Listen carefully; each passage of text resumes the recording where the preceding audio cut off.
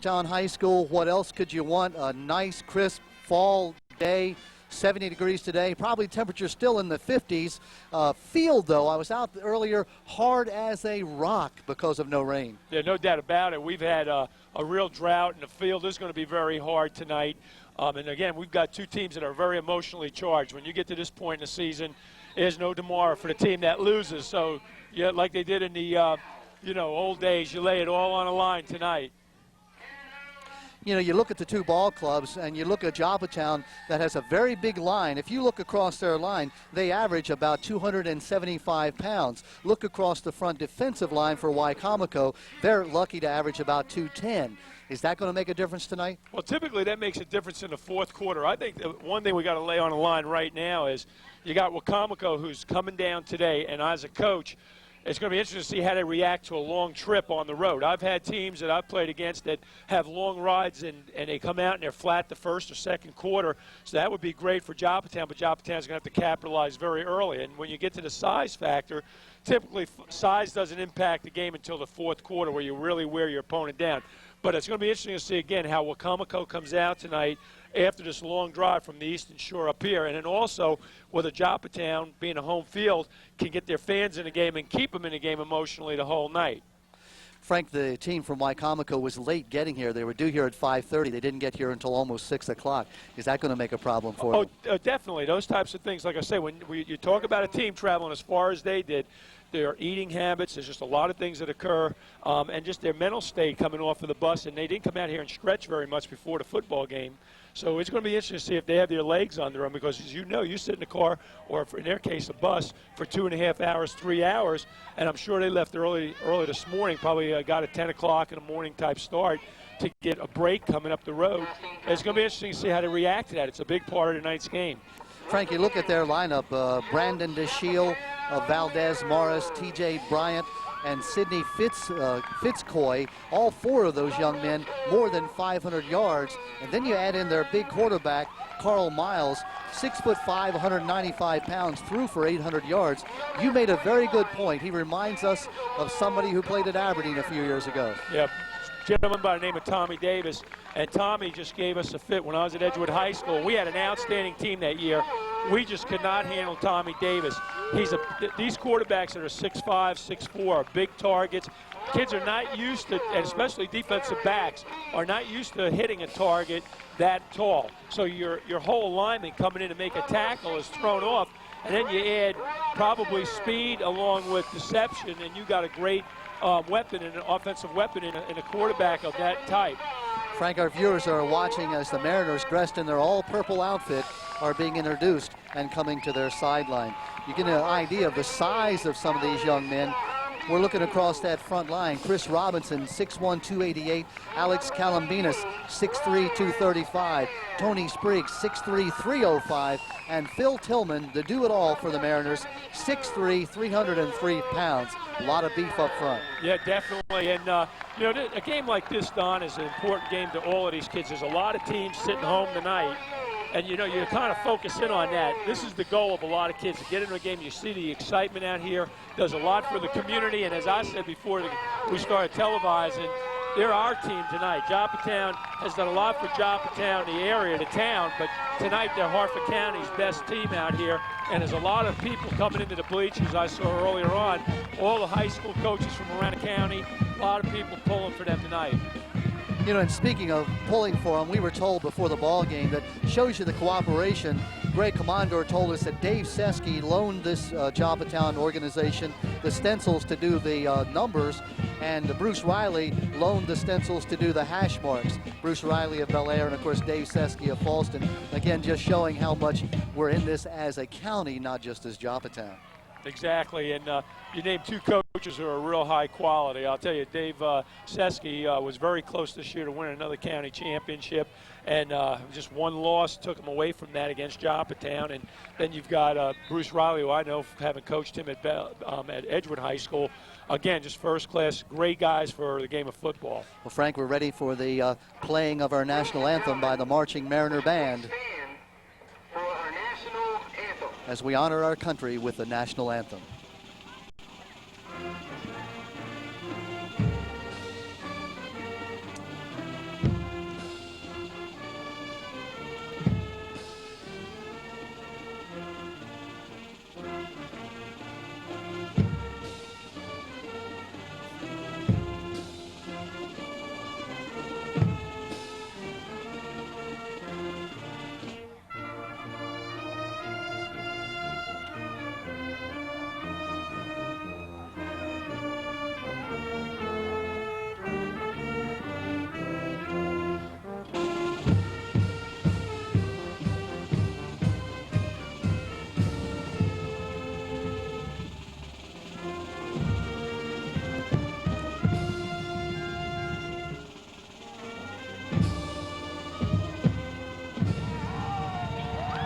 Another great job by the Mariner band. You'll see the team from Wicomico County, Wicomico High School, dressed in the blue pants and the gold tops with the gold helmet. Of course, the Mariners, as we said, in their entire purple outfits.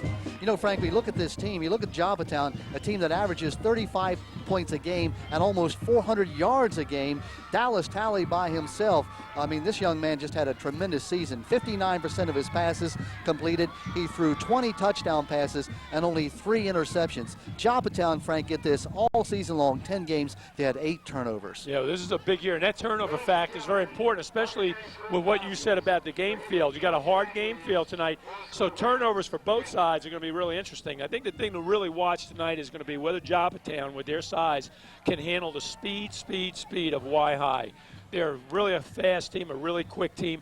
The other important thing for Joppatowne is whether or not offensively they're going to be able to react to the 8-man type defense. This team plays a defense similar to we did at Edgewood with 6-man fronts and 8-man fronts, and they're going to challenge Joppatowne to throw the ball. So Tully's going to have a great game tonight and anticipate being able to throw the ball with pressure, because that's what Wicomico High School is all about, speed, and their defense is going to load up front and try to take that running game away from Joppatowne.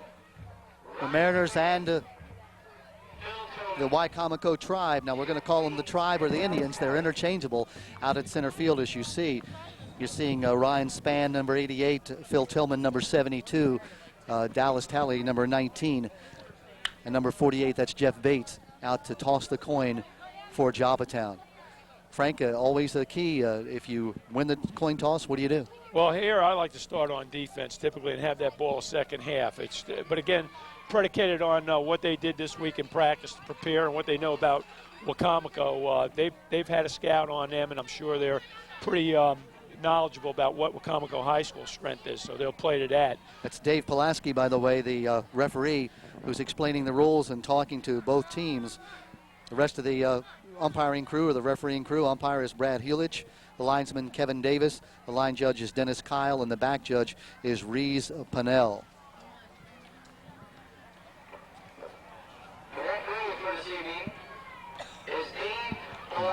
And there's the coin toss, and let's see now who won. Get a good view of number 13, Dave Mills, the quarterback.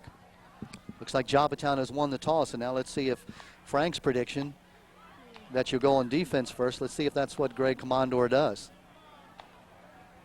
They're going to receive. They're going to receive. The Mariners want the ball right away. And so you'll be watching the Wicomico Indians dressed in the gold tops and the blue pants coming from your left to your right across the TV dial. Anytime Joppatowne will receive, go from the right to the left.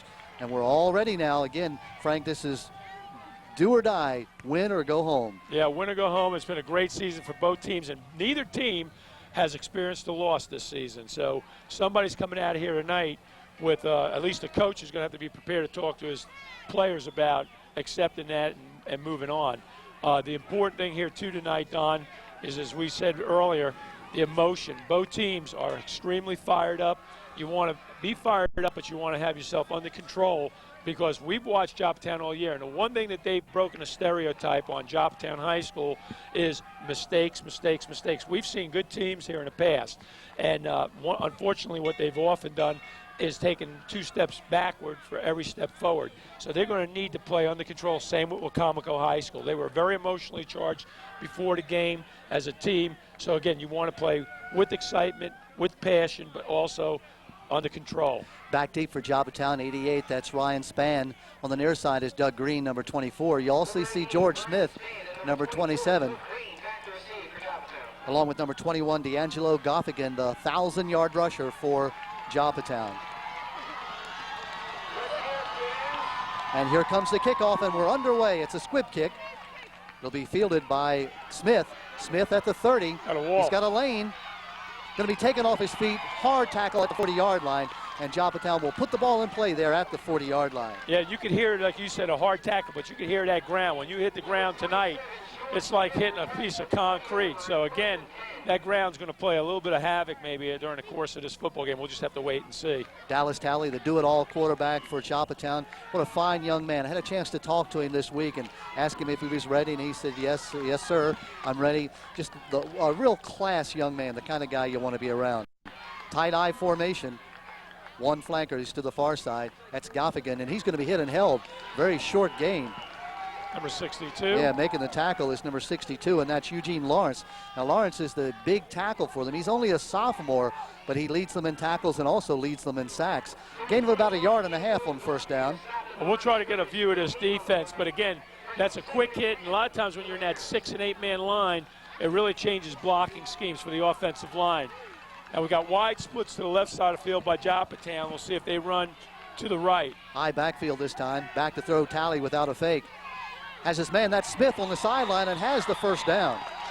Knocked out of bounds by number 24 on the near side, and that's Jermichael Mitchell, but not until they pick up the first down. Nice call by Joppa Town, running that out pattern and picking on number 24. They definitely got a height advantage on the corner. Number 24 looks like he's about 5'2", 5'3", and you got a tall receiver like Smith is 6'3". Yeah. They list him as 5'7", but I think he was probably standing on his tiptoes. Yeah, well, maybe he's about that. We're way up here, from this height. But the bottom line is that's a good call by Joppatowne High School. And luckily, Wicomico didn't get an unsportsmanlike penalty. Yeah. I saw a push after the play that could have been called. I gave them the first down. Let's see, they'll measure, and never a doubt. First down for Joppatowne. Mariners took the kickoff at their own 39-yard line. The ball up now at their 49, 1st and 10. But from a coaching point of view, you don't want to be predicating your offensive game on a pass. You want to really establish a running game and then let the pass work off of the running game. So it's going to be interesting here to see if they come back to the run. They're in that power I, and they're very successful against a good C. Milton Wright team running this power I formation. That's Green, the man to the far side. Gaffigan is the deep back, and he has the ball off the right side. Hit and held right at the 50-yard line. Well, you can see the surge by that Wicomico Indian defensive line. Well, it just becomes an 8-man line. There's nobody reading. Basically, they're just coming, trying to push you back and on your heels. Now, you break through that, you got a big run because there's only three backs back to play the run if it gets through the initial surge. But again, you got to get your blocks and you got to hit that hole real quick. And that power I might slow them down, actually. That power I is a little bit slower running game, more of a power, but there's nobody really to isolate on either. Now, they might play this honest. Jeff Bates, that's Jimmy Lutman, number 2 in motion from the near side to the far side. That's Lutman. He's in trouble, and down he goes. Boy, that play was doomed from the very beginning. Big tackle made by 42 Tyler Polk, the junior defensive end. 5'11", 200 pounds for a loss of 8 yards back to the 42-yard line. I'll tell you, if Joppatowne has alignment where they put their tight end to the left side of their offensive formation and run a pop pass to the tight end, it will go for big yardage. I've watched 4 times now the inside linebacker to our side. The defensive right side has been blitzing every single time. They're just coming. If they can release the tight end off and just dump to him, he's off and running. Smith to the near side. Matt Jones, the tight end, is to the far side. Talley back to throw, being rushed. Gets away from one man, but not the second one. Down he goes. Again, that's Tyler Polk. And the Indians have risen up now and driven the Mariners back, and they'll be forced to punt way back at their 32-yard line. Yeah, just coming hard and heavy, man. They are just beating the offensive line of Joppatowne off the ball. And again, there's too many people to block. They're just coming with 8 men, and it's just impossible to put your lineman on everybody who's got a hat. Smith to punt the ball away, averaging about 31 yards a punt. Good snap, no pressure. Takes his time, gets a high wobbly kickoff, not very long. Going to come down and be taken, and down immediately he goes. Well, a brave attempt there by Valdez Morris, who made the catch just as he was being hit by Jeff Bates. And down he goes at his own 45-yard line. Jeff Bates with a great play. Just came out under control, let him catch the ball, and was in a great position to make an initial hit. Now we'll see what type of defensive stance we can get out of Joppatowne. That's got to have them question themselves a little bit. I mean, psychologically, you don't want to come out that way. And that's why I say typically I like to let the other team receive the ball and start off defensively. Carl Miles, 6'5", 195-pound senior, gives it, and down he goes. That's Tillman. Whoa, what a tackle by Phil Tillman. He breaks through and catches the runner before he can get started at all. The runner was Sidney Fitzcoy. Fitzcoy loses a yard on first down. Well, we got an identical start to exactly what Wicomico did to Joppatowne, coming through, no gain on the first play. Phil Tillman, 6'3", 303-pound senior. He's been the leader all year long, and he's the guy that's coming out and saying, come on, jump on my back. I'll show you guys. You got the split end right, wing left. That's Chris Johnson to the near side. It's an inside handoff to T.J. Bryant. Bryant gets a couple of yards. It's Tillman again taking him down. And once again, what you got is that wing. And you were asking me about the wing tee, Don. The problem with the wing tee, if it outmans you every time. You got a tight end, and just outside of him, 2 yards and 3 yards back is a wing. And that outside linebacker has a fit on his alignment, whether he should align on the tight end or the wing back. And a lot of times it makes you offset away from the split end side. Now you get that split end coming down on a crack back, and you got some big plays going on the wing the opposite way. Wing on this side. Now here's the wing in motion. This is the Delaware wing right here. Inside handoff. Nice for yardage, but a good tackle by Bates. Bates drives him back. And he, of course, is Valdez Morris, the leading ball carrier. That's going to bring up a fourth down. Fourth down at the 50-yard line, and now it looks like Fred Billings will send in his punt team. That's a good defensive play by Joppatowne, and again, Bates with 2 big plays. Off the punt, he made a big tackle, and then on that third down, he made a big squared-up tackle. Smith and Goffigan back to receive the punt. Now, the long snap looked sloppy during pregame for Y-High. Let's see how they do. This time it's a good one. Line drive kick. They're going to let it bounce. That's a mistake. It's going to roll down inside the 10, inside the 5, down to about the 2. It looked like Smith and Goffigan looked at one another and thought that maybe the other was going to take the ball. Yeah, well, coach from Joppatowne is really upset, saying you got to catch the ball, and that's true. You got to catch that ball, especially the way Wicomico plays that defense. Now, they are going to really tee off here. This might not be a bad place to run a screen or to run a quarterback sweep, just to play it a little bit safe but try to get outside that pressure. What you got to do, what Joppatowne's faced with right now is they got to get away from that inside pressure coming through the middle. You just tuned in. We're in the first period, about 7 minutes left in this first period. No score, Joppatowne versus Wicomico, round 1 of the Region 2A East battle. Of course, waiting for someone is that powerhouse team from down the road, Harford, out in Baltimore County. High backfield. Tally on the quick pass. It's almost intercepted and broken up. Now, yes, it's incomplete. Boy, that was dangerous. Looked like about 2 or 3 of those yellow-shirted or gold-shirted Wicomico Indians had a chance to make the interception. Yeah, they are all, that uniform's very fitting. They're like a bunch of yellow jackets out there. They just swarm all over the place. What I noticed on that play, too, their nose guard, if we focus in on him, he is just getting tremendous penetration. As soon as that ball snapped, he is coming. And I'll tell you what you have to do to that. Joppatowne may have to go to a second or third count, start trying to slow them off their charge, and also look to draw them off sides a little bit. Second down 10, the ball at the 4-yard line. There he is, right in the middle, and he's coming right through. Tally flips it to Goffigan. Goffigan got one man to beat, does beat him, gets outside, and then is taken off his feet at about the 10-yard line. Big tackle looks like made by number 59. Actually, it's number 69. That's Phelan Jones. And Phelan Jones is the big tackler for this team. Phelan Jones, who leads his team in tackles. A gain of about 6 up to the 10-yard line. Frank, you're looking for a number there. 42. Looks like he's playing nose guard. That's Tyler Polk. Tyler's listed as a defensive end, but now he's at a defensive end. I'll get it. It wasn't 42. I see him now. Big third down. He's third right over and the 4. center. There he comes again. Tally to throw, pulls it down, still on his feet, looking for the first down, but he's not going to get it at the 11-yard line. Those swarming, as you said, Frank, yellow jackets, only they're called Indians. Can we call them swarming Indians? Oh, I guess. You handle the Indian part. Okay, I'll leave that one alone. Stay away from that one. But I'll tell you this, they are definitely getting penetration, and they're doing it in a unconventional way. They've got small people. That guy on the nose reminds me of a player I played with in high school. He looks like he's about, again, 5'4", and about maybe 160, and he is just pouring through. Smith to beat the ball from about his own goal line. Counting players, waiting for the snap. It's a good one. No pressure. It's a low end over end kick coming up to the 40-yard line. Hit, and Bates hits him, but he stays on his feet. That's Morris finally taken out of bounds. Boy, this young Morris has no fear at all. He catches the ball in the teeth of that pressure. Well, that's what Joppatowne's going to have to do the same thing. You got to catch the ball. And again, now Wicomico has great field position. It's going to be interesting. Again, they don't throw the ball often, but they have a great opportunity here to put the ball in the air, and we'll see if they do it. Frank, your original statement about Joppatowne should have played defense. It's really worked out for Y-High so far. They've had the good field position the entire first period. Yeah. Well, that's typical. Now, High at this point, too, I want to mention, during the pregame warm-up, they had a gentleman who kicking extra points and field goals, and he was hitting from about 35 yards out.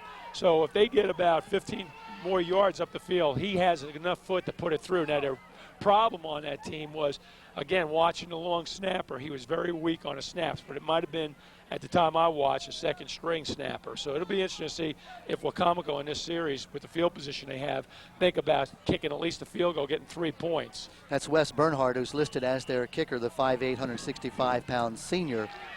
Right now, though, Coach Billings' team thinking about 6 points.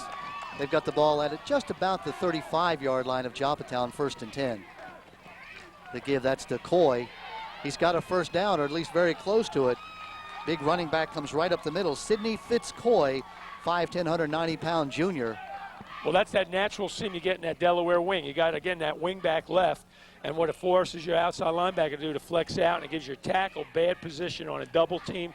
It's a great bread and butter play, and you mix that up with the wing back coming in motion and hitting the backside, which then balances you up to the opposite side of the field because he came from the one side left and he comes right. Now, again, wing backs to the left side. I'm sorry, they got a slot this time. A little different formation. Right into the center of the line. It's going to be the first down as Fitzcoy or Burns. It's either Jeff Burns or Fitzcoy, 44 or 40. Going to pick up the first down just inside the 25-yard line at about the 24. I'm trying to think of a word, Don, that would describe their running backs because they just fight and twist and claw for every yard. And that, again, when we talked about size. Looks like a face mask, too. That type of running will really create people wear down, especially big people. It's the 5-yard face mask penalty. Inadvertent face mask, and it still cost them 5. The ball down inside the 20 at the 19. We're in the latter stages of the first period. No score, but the Indians from Wicomico on the move. Okay, this time they're coming in with a wing right. The backs, the other backs are stemmed away. Pass. This time to throw, but he's going to be hit, and down he goes. That's number 68, and that's Chris Robinson, 6'1", 288-pound defensive end. Number 10 for Joppa Town. Yeah, that's McKemy. Josh McKemy, he's a very important young man. Looks like that right ankle may have been taped before, and he just can't make it off the field. He's going to have some help getting off.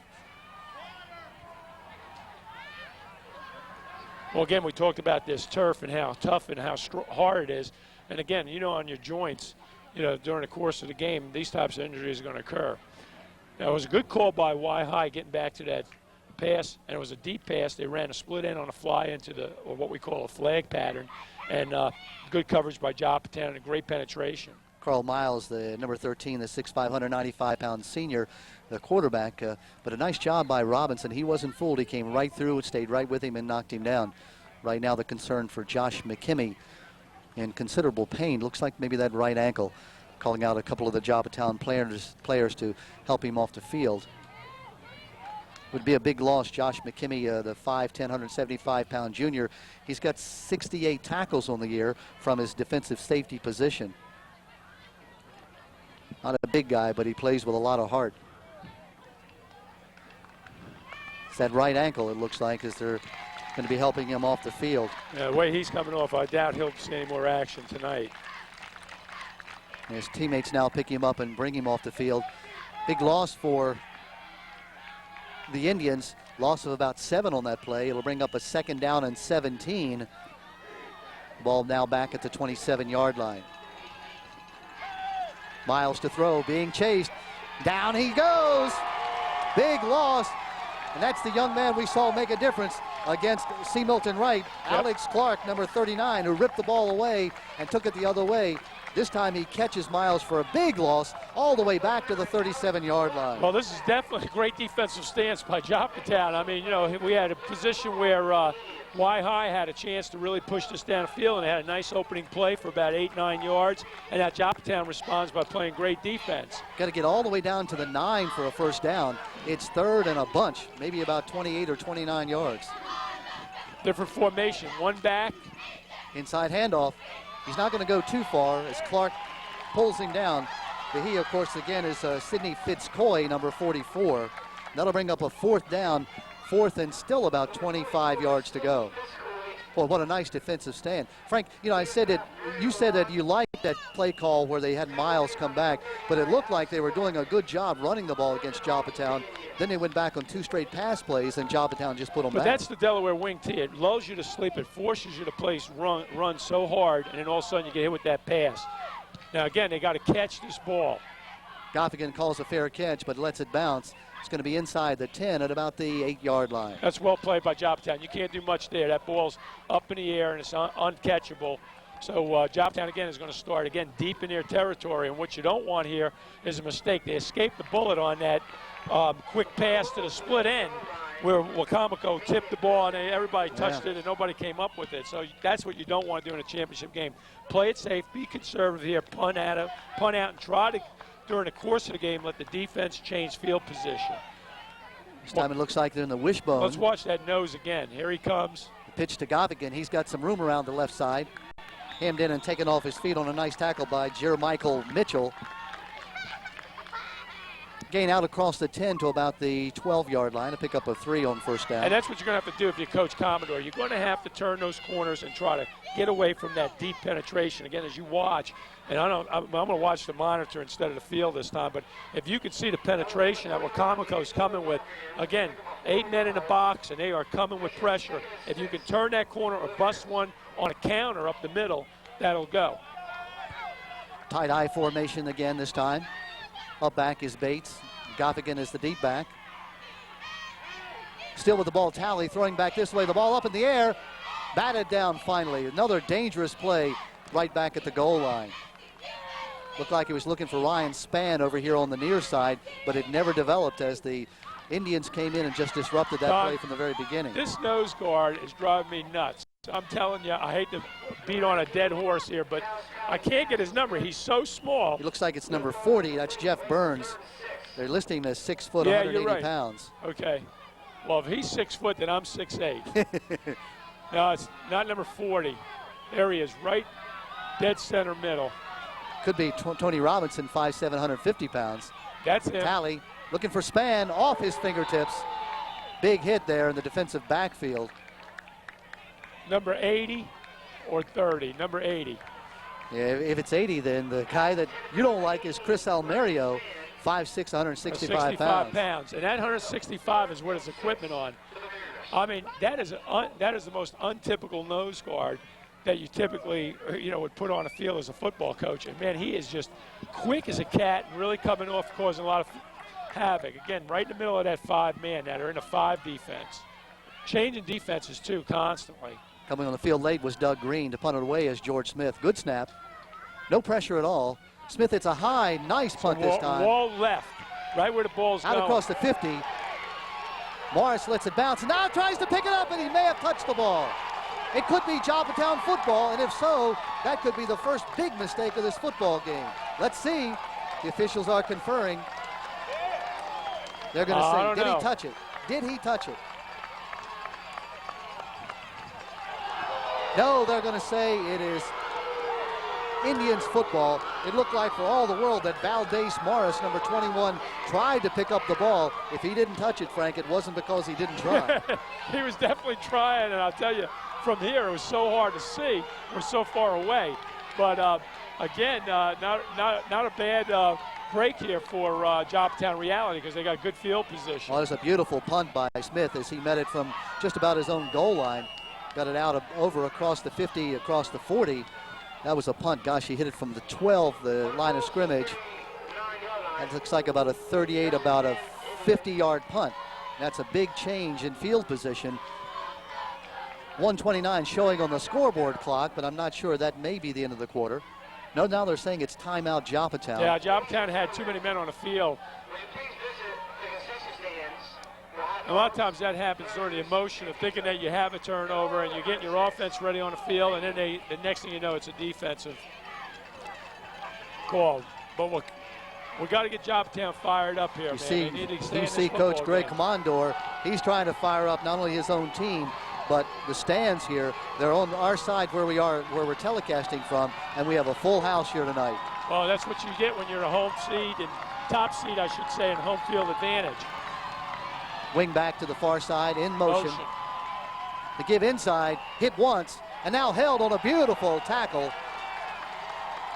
Well, looks like that was number 42, and that's Tony Spriggs, the 6'3", 305-pound senior. Comes in and hits the back and knocks him backward. Gain of nothing. And this is going to be a definite defensive battle, I would think you could say, Don. Oh, yeah, oh, yeah. I mean, these defenses are just teeing off, and that wing tee is not making a lot happen right now. T.J. Bryant, number 2, was the running back. He gained nothing. In fact, he maybe lost a half yard. Now you key those guards. The fans can see on the monitor where the guards are at. There they go, pulling left. Quick Miles, pitch. the pitch back. He's not going anywhere. Span's got him. That's Valdez Morris, and he loses about 5. A long time ago down at Salisbury State, there was a coach, Mike McGlinskey, who later on went to Frostburg and has passed away since. And tremendous coach, played at Delaware, and he instituted the Delaware wing tee at Salisbury in their great years of football. And again, you can see that's got a definite effect on the Eastern Shore teams. They run that Delaware wing. What you want to do in this offense is just watch the guards. The guards will take you to the play every time. Barry Pear, the man flanked to the near side. Pass. Back to throw. He's being rushed. That's Tillman. And Morris and Robinson, that is. Tillman and Robinson bring him down, a loss of 7. Tillman almost tackled the official, too. Wow, you can see the momentum has just simply changed with that punt that Smith had that put the Wicomico back in their own territory. And now suddenly, as the first period comes to an end with no score, it's Joppatowne with the momentum. Well, what I'm most concerned about if I'm Wicomico High School's coach is we had 2 opportunities defensively to score points. And in both times, nothing happened. And that's good for Joppatowne. You know, you only get so many chances, and Wicomico's had theirs defensively, and that's what this game's going to probably be won tonight. It looks like neither team offensively can generate any offense. So right now, if a team's going to score, it's going to be like the Ravens. It's going to be a defensive turnover, an interception, a recovered fumble. Remember, Joppatowne averaging 35 points a game, but Wicomico giving up just 3 points a game. Frank, they haven't been scored on since the 3rd week of the season, 7 straight shutouts. That is amazing. That is an amazing statistic, and that again would be a big boost for Joppatowne if they could score on this team and maybe put them a little bit in doubt of whether or not they can win this football game based on the fact that Joppatowne could put it in the end zone. Well, you know, the good thing is Joppatowne took the best bolt of Wicomico and didn't bend. Well, they bent a little bit, but they didn't give. So now let's see now if... And the field position's changing, and we talk about this constantly. If they catch this football, they should have it down about the 40-yard line with any type of return. Not a whole lot of respect for the punter. Good snap. It's a low kick. Drive. Returnable. That's Smith. Checking it's Gothigan. Gothigan's going to be hit and held at the 50-yard line. Where Joppatowne will put the ball in play 1st and 10, just inside the 50-yard line on the Wicomico side of the 50. Best field position of the night for Joppatowne. First drive they drove the ball down just inside the 50, but got pushed back. Now they're going to start the ball inside Wicomico territory at the 49.5-yard line. Calambias, the big center, Alex Calambias, bringing the team front, out. They're playing honest this time. Gothigan around the corner. Hit and finally held. Chris Johnson hits him on the near side. We lost one of our cameramen.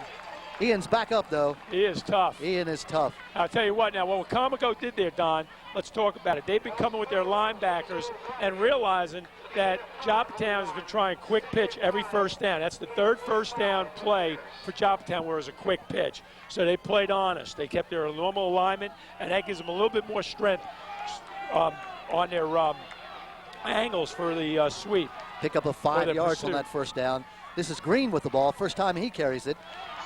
Flag goes down right at the point of the tackle now. Normally you see a hold back at the line of scrimmage. Exactly. Let's let the officials call it.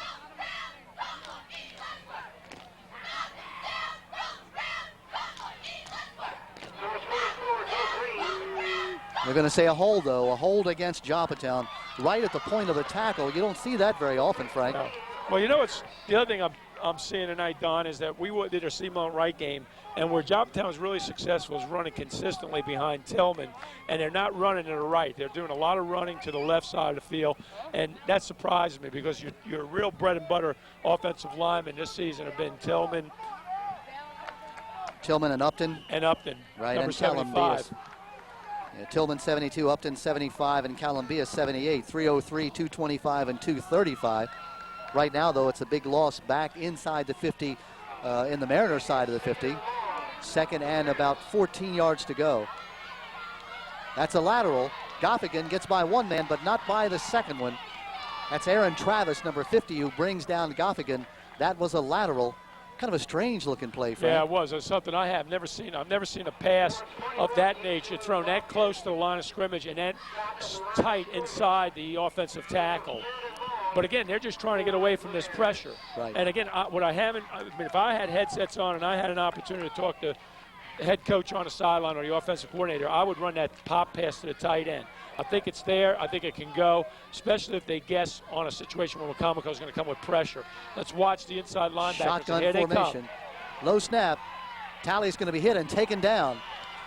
That play was doomed from the very beginning. The tackle made by Aaron Travis for the second time. And now it's the Mariners who are going to have to punt the ball away. Well, I talked about number 80, the nose guard, and that puts a lot of pressure on you if you go shotgun on that center. Get that snap back and then handle somebody that quick. I mean, he just looks like a sprinter coming at every single play. And I mean, he plays hard every single play. Reminds me of a friend of mine, Mark Giacovetti, the type of player he was. Really, you know, you're about 5'4", you're 160 pounds, and boy, you're spitting bullets. Smith, still no pressure. This time off the side of his foot, it's going to be out of bounds on the near side. Going to go out. A good punt at about the 27. Now they're going to march it back up to the 31-yard line where the Wicomico Indians will put the ball in play. 1st and 10. No score early in the second period. Team reminds me a little bit, Wicomico, of when I was at Bel Air High School. We scrimmaged Woodlawn, and we had a huge team. That was when Bel Air was a combination of Falston, C. Milton Wright, and Bel Air High School. And they came down with all their defensive linemen weighing between 160 and 170. They played an 8-man line against us, and they gave us more fits than Poly or West Nottingham or anybody we played. I mean, they were just outstanding. Ball at the 31-yard line. It is the opening round of the Region 2A East tournament. 3 games and you're the state champion, but you got to get by the first one. There's that wing. There's that trap by number 54. That's T.J. Bryant. The 54, the block made by Matt Gibbons, the guard. It's going to be a gain of about 3 on first down. Yeah, if they run that wing T and they trap up inside of there and can leave those linebackers from getting to the point of attack, it's going to be big gains. Frank, as I look down my score sheet, all I see is 3 and out, 3 and out, 3 and out. Neither team doing anything offensively at this point. Yeah. Wing to the far side. Files the quarterback.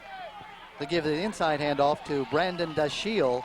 Dashiell gets up near the 40, still about 3 yards short of the first down. 3rd down. The ball resting at the 38, 38 and a half. They've got to get up to the 41 for the first down. Yeah, we haven't seen Carl Mills yet, really, other than one time throw the ball down the field. And the rest of the times there's been enough pressure on him. He just hasn't showed himself to be a throwing quarterback. Carl Mills, 6'5", 195 pounds. This team, Wicomico, has a character of being a running team. They're not a throwing team, but Mills does have 800 yards passing. Now they've got the wing set to the stem side. We've got movement. But no flag. It's going to be close to the first down. I think he's got it. Too much penetration that time by Joppa Town. Went off the right side. Side of it, yeah. Looked like the runner was T.J. Bryant. He is going to move the chains up to the 43-yard line. So finally, a first down, Frank. Yeah, well, remember we talked about what you want to do if you're Joppa Town. Like we saw that emotion on the series where they thought there was a fumble. They want to keep their fans in this football game. Wing to the far side, flanker to the near side. To give inside, nice and a flag tackle. goes down. That could be your holding. Sometimes when you get those angles, you tend to reach out and grab someone. Brandon Dashiell is the young man carrying the ball. The flag is against Wicomico. Now, Frank, you have a choice. Do you send them back 10 yards? They didn't gain very much on that play. No, I'm not going to give him any extra downs. But the great Commandor says, go back. We'll take the penalty. Well, he might be looking for field position. Either way, it's in that position on the field. It could go well for you either way you take that. The first down will remain, but it's going to be back at the 31-yard line. I think, again, what he's probably thinking as a coach or reacting to is if we're going to score points, we probably need to score them off of our defense, the way this game is going, the way this game's scripted at this point. So let's push them back and a little closer defensively to where we need to score. Wing to the near side. There's the pulling guards. Nice tackle. Tillman. Down he goes. Mr. Phil Tillman. Well, he's shadowing T.J. Bryant. T.J. says, can't you block that man? Well, nobody's blocked him all year. No, so. They don't have the size on the line to handle him. Bottom line is they're quick, but they just can't push him around, and they're not trapping him. So, again, Coach Commodore with a good call. He's picked up an extra 5 yards closer to the goal line. Wow. Second down and a bunch. Just about 30 yards to go for the first formations. Down. Single back in the backfield. Motion, they're going to overload. Morris has the ball, gets around the corner. Wow. And down he goes on a nice tackle by Green, Doug Green on that far side. Doug Green, big tackle. Doug stuck his nose in there. Doug's not a big guy. He's 5'7", 161 pounds, but he's a senior, and he plays well, big. You know where he'd be playing if he was at Wicomico? Nose tackle. Nose tackle. I mean, that's what we're talking about. Third down, about 22 yards to go. They've got to get all the way inside the 50-yard line to the 47. Right now, the Indians are on their own 32. Big play right here. Wing to the near side. Mills back to throw. Shoots it, almost intercepted. That's Goffigan. Goffigan had his hands on it but couldn't pull it in. He has 5 interceptions on the year already. Great coverage. I tell you, good arm by Mills. I mean, he rifled that ball, so he's got an arm on him. Understand he's an outstanding basketball player for Wicomico High School. And that's what you typically see. Great athletes playing a number of sports for their school. Now, here again, catch the ball. Let's get a return. Wes Bernhardt to kick it away. No pressure on either punter yet today. No. It's a high floater. He gets it off. It's a wobbly kick. Smith catches it, gets a block, gets another block, but is finally going to be taken off his feet. And there's your man, Chris Almerio, that nose guard, number 80, who was right in Smith's face as he caught the ball. Well, I'm going to tell you, Don, another thing in this game that I might be thinking about if I'm a head football coach at Joppatowne is maybe going for the block. I mean, again, it looks like the type of team that if you get some pressure on them, and I told you, they did not look good on long snaps during pregame. So this might be another situation where you want to really send everybody, just have one back because apparently they're not doing real well on their return anyway. Matt Jones, the tight end, is flanked here to the near side. George Smith to the far side. Back to throw Talley, looking for Smith. He's got him open. Let's see, Smith off his fingertips. Smith, Frank, caught 20 balls this year, and guess how many for touchdown? 12. Unbelievable. 12 touchdowns out of 20 catches, averaging 29 yards a catch during the year. Well, the note to make on that is, again, good call by Joppatowne High School, throwing the ball on first down. Again, trying to get the ball out there, getting Wicomico back on their heels. They had it. I mean, it was a well-thrown pass. It was roll out right, throw crossfield. That was a good 50-yard, 45-yard pass in the air on the money. Nutman to the far side, Smith to the near side, Talley. There's that little pass again to Goffigan. Goffigan gets around the corner. He's got a block. First down and more. I think there's a flag. Out of bounds. I know there's a flag. What they did is they cracked back, and it was right in the zone where you can't crack back, and they're going to call this play back on. It's going to be a clip. Yeah, we see the flag on the far side. Saw the flag come right off of the block. But again, holding they call. That'll wipe out that first down. Yeah. Well, it looked like a crackback block, but whatever, the block, you can obviously see the block was thrown away, that it was illegal. Now, the important thing is that's, again, good play calling. It's a shame that it has to come back. It's really demoralizing because it's a swing pass, and again, you get outside that pressure, get a block, and you're off and running. If you just tuned in, you'll see the score right there on the Harford Cable Network scoreboard. 0-0. We're in the second period. Neither team has scored. This is the team, Joppatowne, that averages 35 points a game. But against this Y-High team, right now they haven't found the answer. Well, you can see everybody's putting themselves basically in more of a hole than they have to be. And that's what the defenses create. They create you to get away from your game plan. What your game plan is, you want to run the football down their throat. They're not allowing you, so you have to start digging in your bag of tricks and try to find plays to get outside that pressure. Now, what was going to be interesting is watch Wicomico here, Don.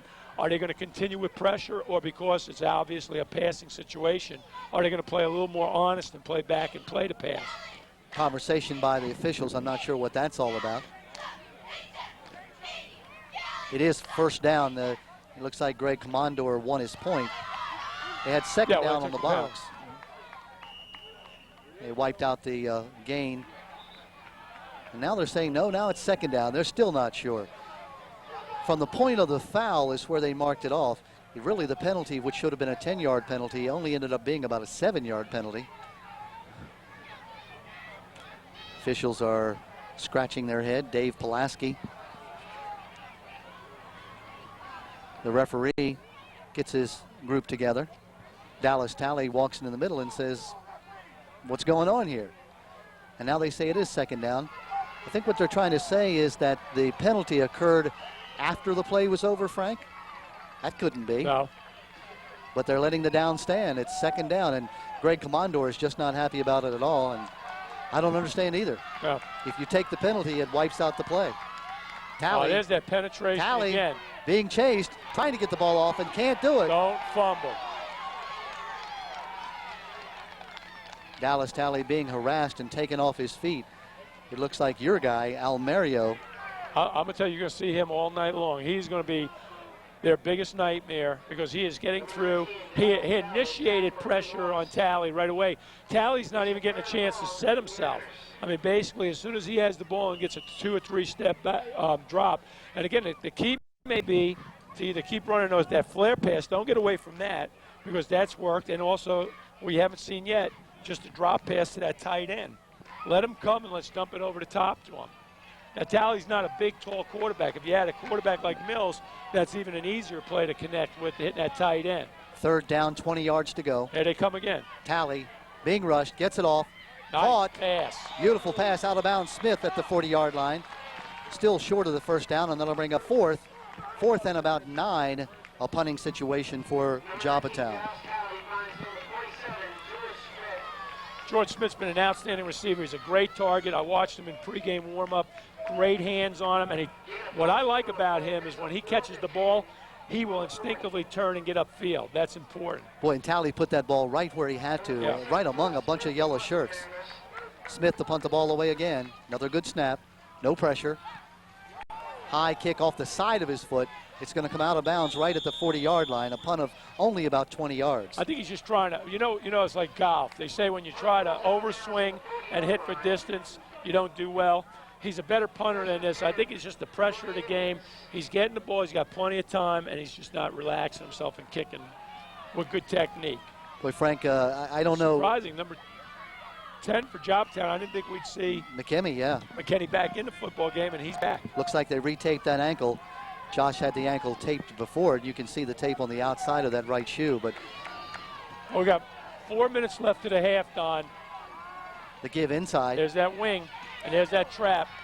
Trap works this time for about 7 or 8 yards. The running back is T.J. Bryant. He doesn't get hit until he gets into the defensive backfield by Ryan Spann, He's number 88. He's coming up limping, too. T.J. Bryant, the running back, 5'9", 180-pound junior. He's got to come out. He's signaling coaches he needs out. Number 2. I don't know if anybody's seen him. Looks like he is going to stay in the game, though. He's still limping. This is not good. Chris Johnson flanked way out to the right side. Miles, the quarterback. And they're going to give him the ball. He has the ball, but down he goes. That's a wasted down on Wicomico's part.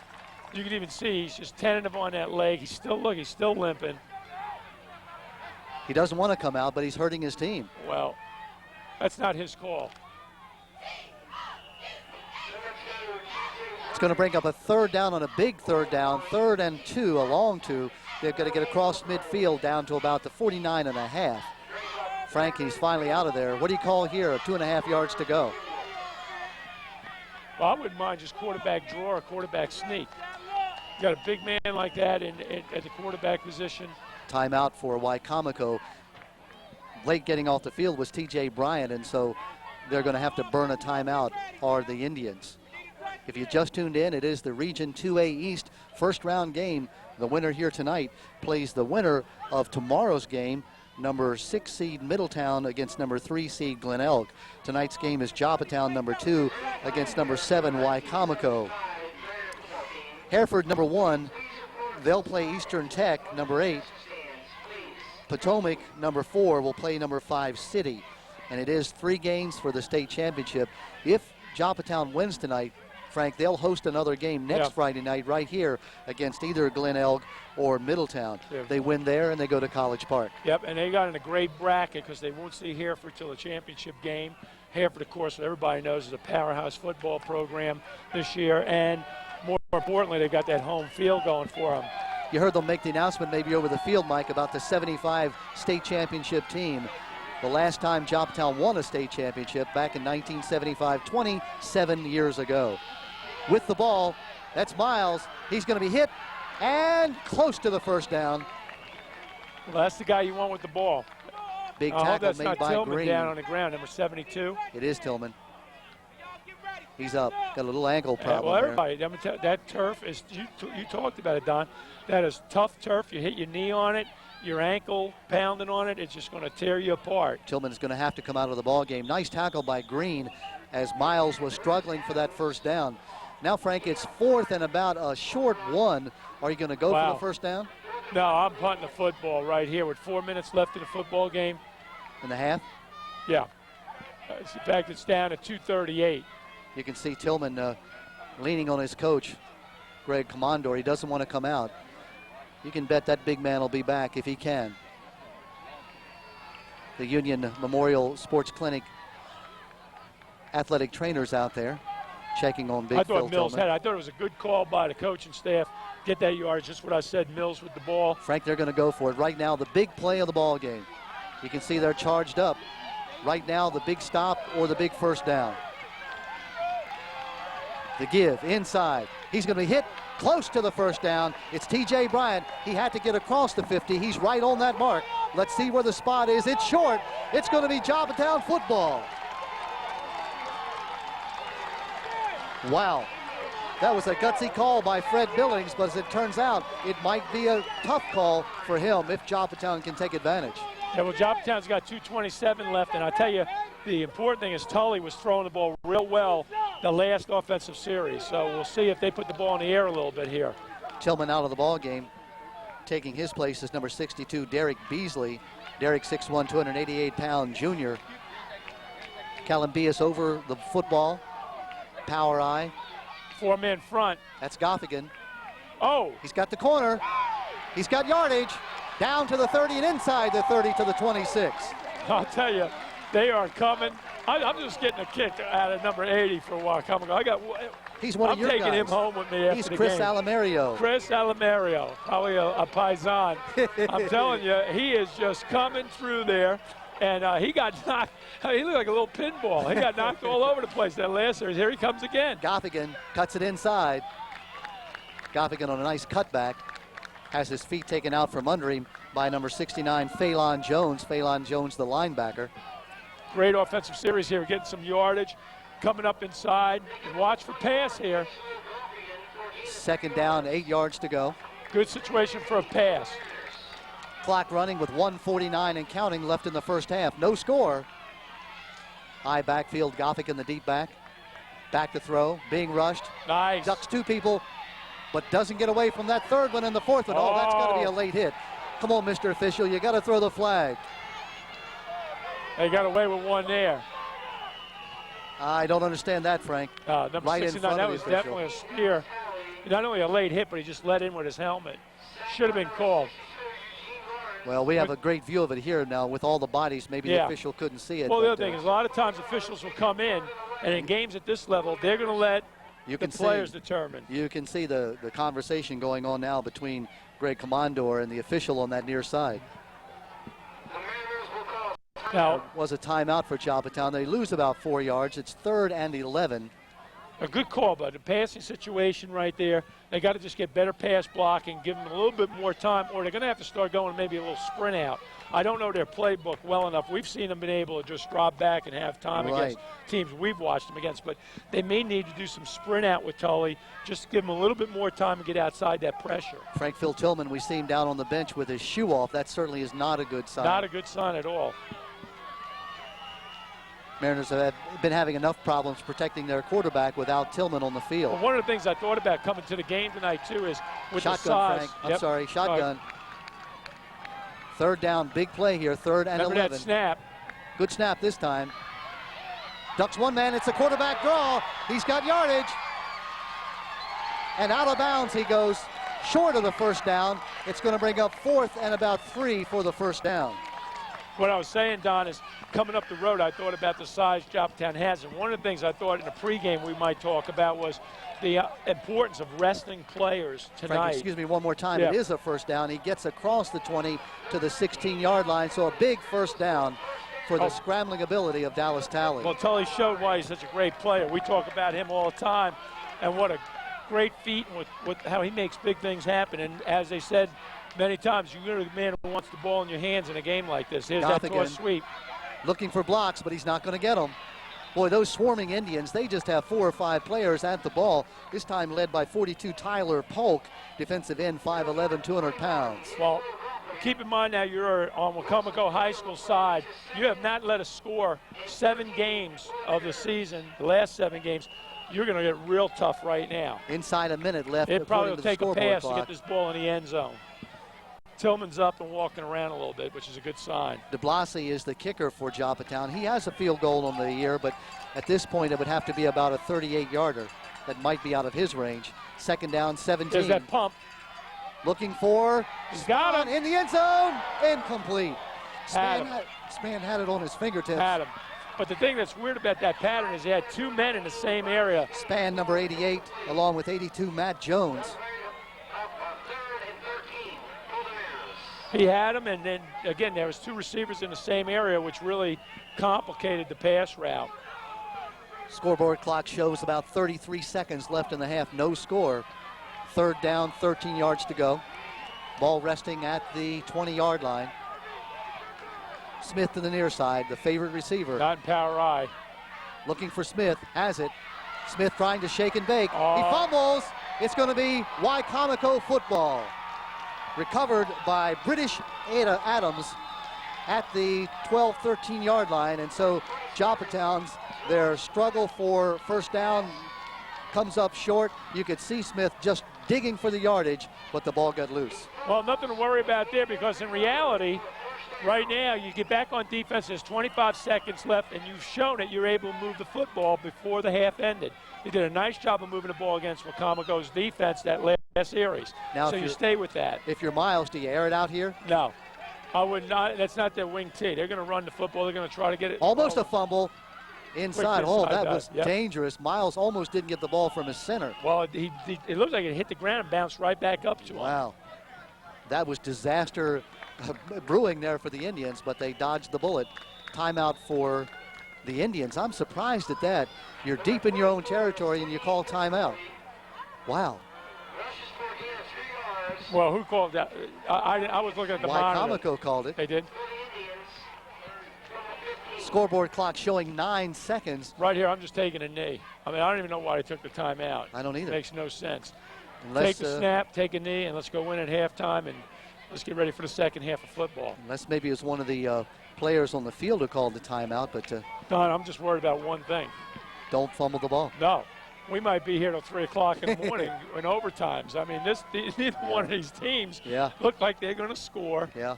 Although Joppatowne came real close with the big play on both 2 passes. Well, let's see if they called the timeout to try one big Hail Mary play. And that's what it is. That's a bad pass. Oh, my goodness. Gothican was right in the territory. Had he caught the ball, Frank, he had nothing but green in front of him. I'm totally in disbelief. To throw that pattern, to throw a short pass and throw it out to a flat with that much time left on the clock. Of course, that's unofficial. There may be more time. It can't be that far off. I can't imagine, that you would still do that deep in your own territory. Ball at the 16-yard line of Wicomico. Third down, 8 yards to go. Flank back to this near side is Chris Johnson. Handoff. He's got good yardage. Nice off his tackle. feet it goes. That's Green on a beautiful tackle made against Brandon Dashiell. And that will be the end of the first half. Frank, quite entertaining. Back and forth, but no score. Well, if you're a defensive-oriented person and you like good defensive football, this is a great football game to watch. These teams are going after it. And, again, I'm just enjoying the heck out of watching both of the defenses with Tillman and my man number 80 for Y High. Just teeing off on each other. Well, it's good to see Phil Tillman up and walking off the field, albeit a bit slowly, but he'll get that thing iced down at halftime and rewrapped, and he'll be ready to go in the second half. That's our score right here at halftime. Joppatowne nothing and Wicomico nothing. It's the opening round of the Region 2A East tournament to see who will advance to the second round and possibly a state title. We're going to be back with some halftime activities, including some interviews. Frank, stay tuned with the cheerleading champions here from Joppatowne at halftime. Go cheerleaders.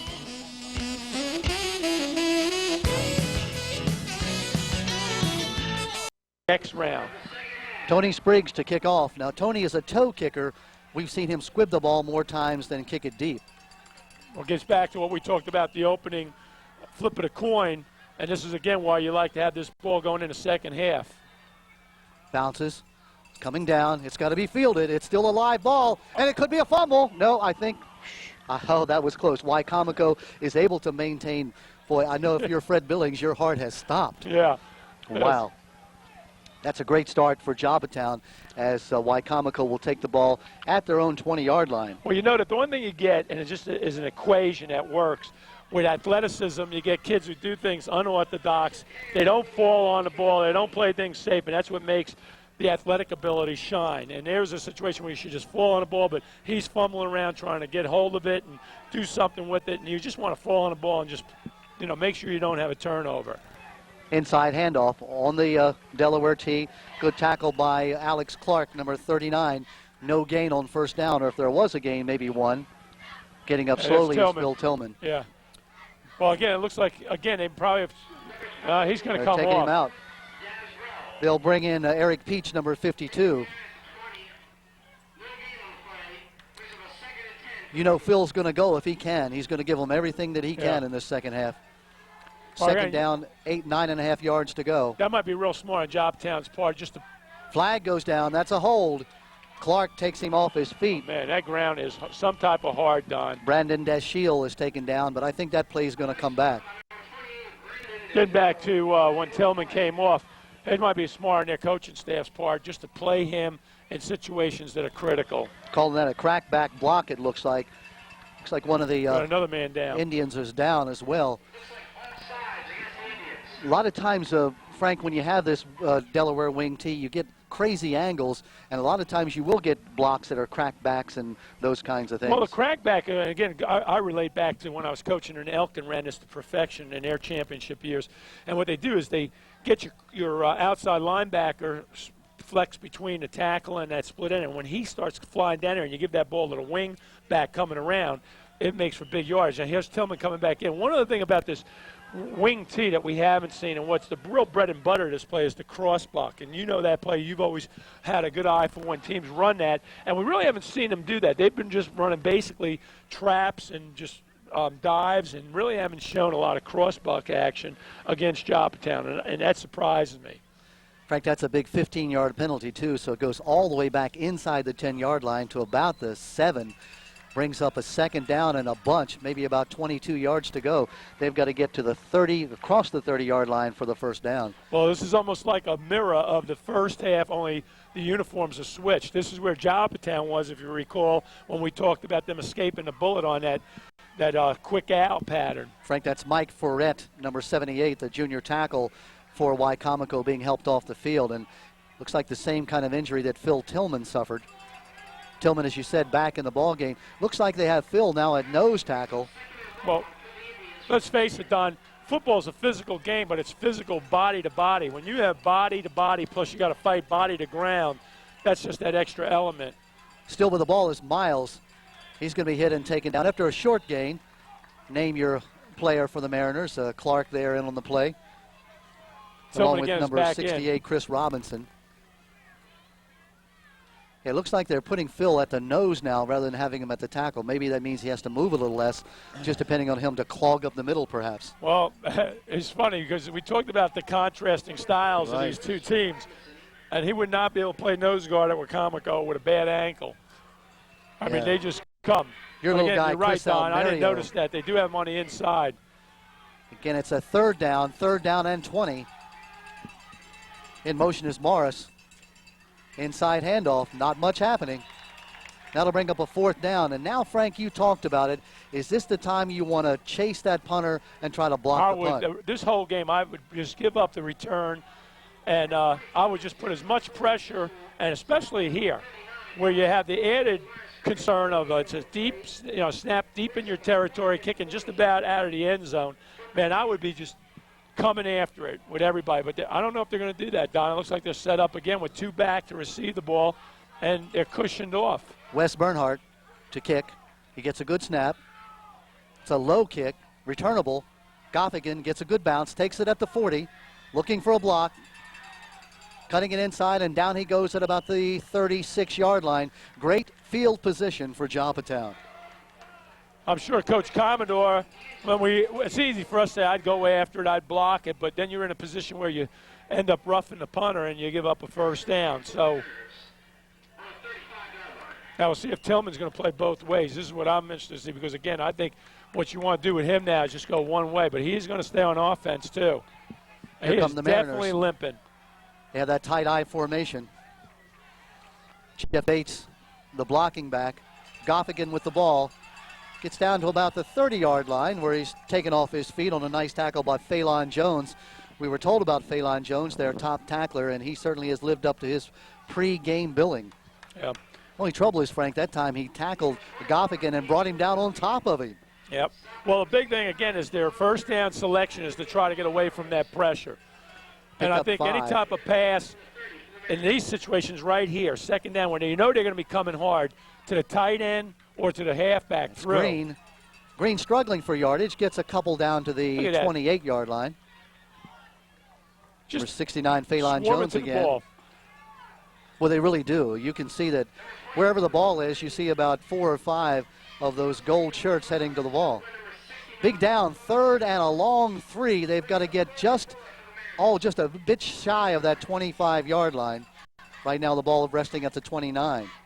Make a point. I question having Tillman in there offensively right now. Inside handoff, 1st down. That's Goffigan. Following right up the middle. Big blocks there by Alex Calambias, Andy Upton, Chris Robinson, Eric Peach, Phil Tillman. Tillman's really shown some pain on that foot. I think they need to make a decision with him and just get him off the field and let him rust to finish this, especially this game. He's limping up to the line of scrimmage. He really isn't firing out offensively on a block. He looks more effective defensively, so that's where I think they should use him. 3rd 1st down of the game for Joppatowne. Green with the ball. Gets around the left side, but is going to be taken off his pins inside the 20 after a gain of 2 or 3 on 1st. 3 1st downs in the entire game. This is a team, Joppatowne, that averages 35 points a game, but they're playing against a team that gives up 3 points a game. Yeah, and you can see why. And again, this is the 2nd time they've been in a defensive position where they're deep in 4-down territory. So Joppatowne does not want to make a mistake. And there's a good spot for Tully just to keep the ball because he's got great feet. He can make things happen. So let him do something with the football here. 2nd down, a long 8. Tally still with the ball, looking, throws. It's going to be incomplete. Boy, a nice job by that Phelan Jones, number 69 again. He's everywhere on this field. I think Smith wide open on that flag pattern. He's saying, I was there. I think the only thing that saved that is the backside pursuit. It looked to me like they got a piece of his arm or hit him just as he was throwing the ball. Because the throw ended up, the ball fell harmlessly where no one was close. 3rd down, 8 yards to go. The Mariners are going to have to get down inside the 15 to about the 13. Ball resting at the 20. Now, again, keeping in mind, the big question here is, are they going to go for a field goal in this situation? It would be a long one of about 37 yards. 3 points is a lot of points in this football game. Tally. There's a guy, Tally with the ball. Still on his feet, struggling for yardage. It's going to get down to about the 15, and that's going to be short of a couple of yards of the 1st down. And now the big decision, Frank. Well, do you bring in DeBlasi and try for the field goal? Or do you go for the 1st down? 4th and a long 2, a short 3. Indecision on the Mariners sideline. They're going to send in Lupton, number 2, along with number 42, Tony Spriggs. Well, if they're going for it, Tully's going to carry the ball for me. I'm going to get as many blockers as I can. Just let Tully do it like he did the last time. Finally, the Mariners do call a timeout. Now, that may come back to Burnham later, but rather than make a mistake down here that you may not get another chance, let's call the right play. Good point, Don. You're exactly right. You don't get down here that many times. You're playing against a stingy defense. And again, I think they need to have the right call. And I can tell you now, that there's going to be 8 men coming through, and they're going to be coming with their ears pinned back, trying to get pressure on the ball.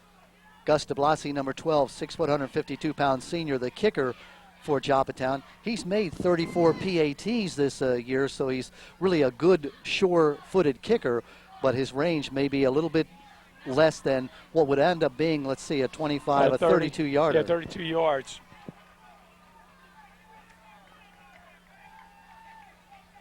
Well, here we are, the play of the ball game so far. 4th down, a long 2, a short 3. I wouldn't hesitate. If I was in this situation calling a play, I'd say we're going on 3. Try to draw them off sides. Let's get the easy first down. Keeping that in mind, it's only 4 and 3 for first down. And we got power eye backs. They have not been successful in this formation.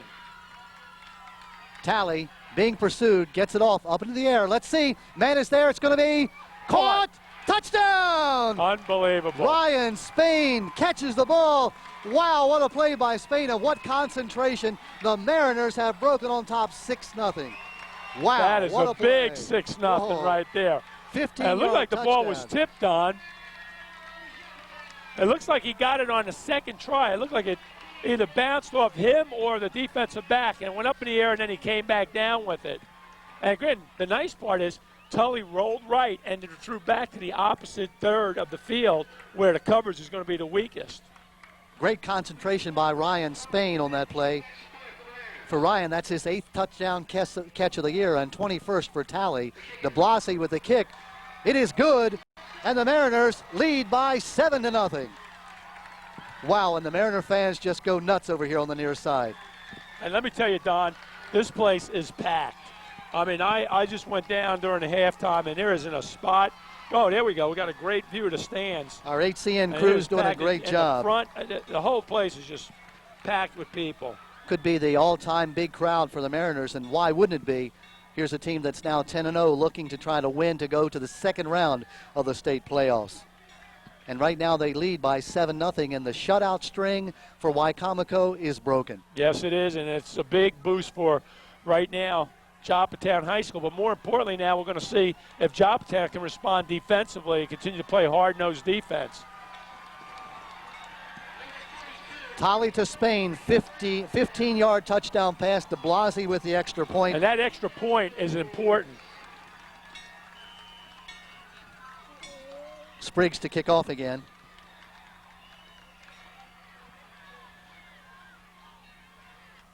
Coming in the field late. Something's going on here. Looks like a late arrival, Tyler Polk. Goes back off the field, number 42. It's a penalty. I saw Coach Commodore clapping his hands. That's a 5-yard penalty. Let's see what the call is. I haven't seen the... 6, 7, 8, 9, 10. They had illegal substitution, too many men on the field. Right. We saw Tyler Polk run off the field late, number 42. Yeah, 12 men on the field. The left-footed kick, this time high end over end kick, coming down to the 12-yard line. Almost breaks it, but finally off his feet. It's number 24, Jermichael Mitchell, who brings it back. The ball up to the 29-yard line, and that's where the Wicomico Indians will put the ball in play. 1st and 10, down now by 7-0, just about at their own 30-yard line. Well, Frank, we waited a total of 24, just about 30 minutes to see a touchdown, and finally we saw it. The 21st touchdown pass from Mr. Dallas Talley to Ryan Spain. We talked about it in the beginning of the game. You have two different styles of football. You got the big play Joppatown showed throughout the first half, and they scored on. You got the ball control type, and it's not being very successful tonight. So you got to feel real good of your Joppatown because you're not giving up, as we saw them do against C. Milton Wright, 5-6 yards a carry. C. Milton Wright did a very nice job of getting big yardage against them tonight. We televised that game. tonight, they've absolutely shut this wing tee down for Wicomico, and there's nothing happening. Yeah, T.J. Bryant carrying for about maybe a yard, yard and a half gain. Second down, a short 9, a long 8. In motion is Deshiel. Back to throw. Miles, he's going to air it out. He's got a man deep. Man wide it's open. going to be all dropped on the far side by Chris Johnson. Johnson had about a yard and a half on Goffigan, but he could not hold the ball. And wow, that was a big break for Joppatowne. Well, what I thought you were going to say is what a great throw. Oh, I mean, that was a throw. He just put that ball right out there and right on the money. Should have been caught. And the whole sideline from Wicomico. But what scares you now is you see the capability that they have to hit the big play. That was not something we were really prepared for. We've heard all night about their speed and ball control on the ground. So now they're behind. Potential's here for them to explode, and we can see they can get behind the defensive back. Third down, 8 yards to go. Carl Miles, the quarterback, threw that ball about 50 yards in the air. Morris in motion. Double reverse with the ball. That's Johnson, the man who just dropped the ball. Close to the first down. I think he might have it. That is a great example. We had backside pursuit.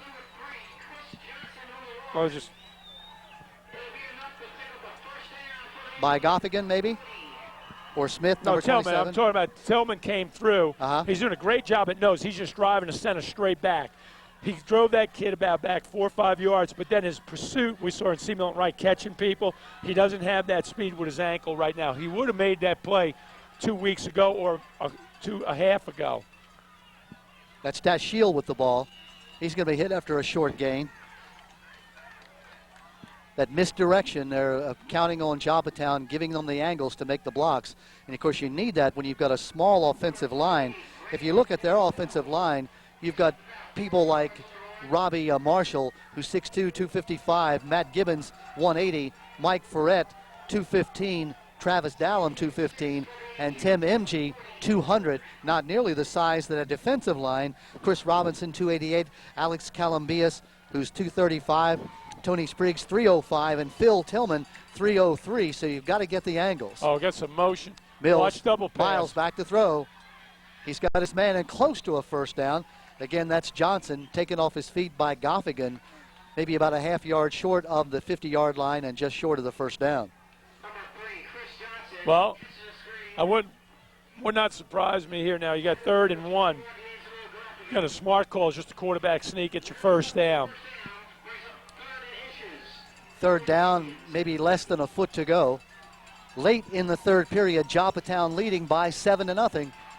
They're not going to get it up the middle easily because Tillman, again, if the camera can focus in on Tillman at the nose guard, he's just been driving the center straight back. The give coming this way. He gets the first down. Oh, but is it a fumble? No, but it's going to be close. We'll see how they mark this. He did have the first down. He does get the first. McKemy came up and almost stripped that ball away.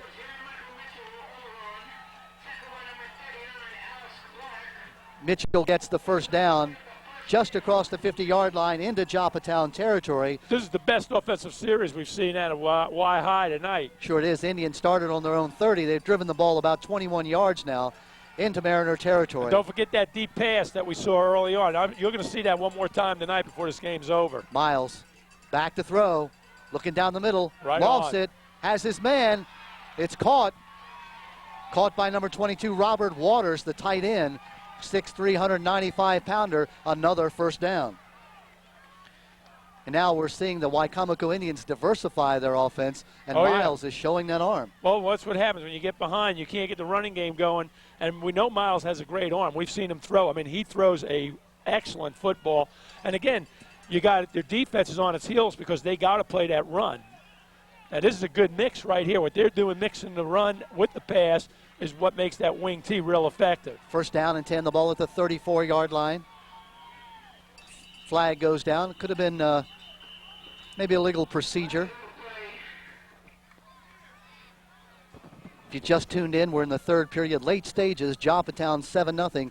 They scored after a scoreless first half. The Mariners finally put the score across on a 15-yard pass from Talley to Spain. But now the Wicomico Indians have taken the kickoff and have driven right back down inside the 40-yard line. That 5-yard penalty moves them back 5. It'll be 1st and 15. They've got to get inside the 25 to the 23. Well, as a former coach in this game, and with the way Wicomico plays, this actually concerns you a little bit because now they're in a position where they got to throw the ball down the field. Inside handoff. Stacked up. Very short gain. Get down to about the 35. It'll bring up a 2nd down. Still about 12 yards to go for the 1st down. 8-play drive started on the 30-yard line.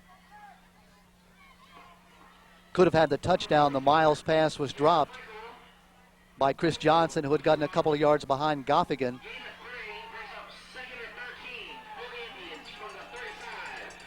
Ball at the 35-yard line, 2nd down. Wing left. They're in a true wing formation. Here comes pressure. Oh, beautiful blitz. Timing it just right as McKemy. He comes through, and along with Tillman, down goes Miles.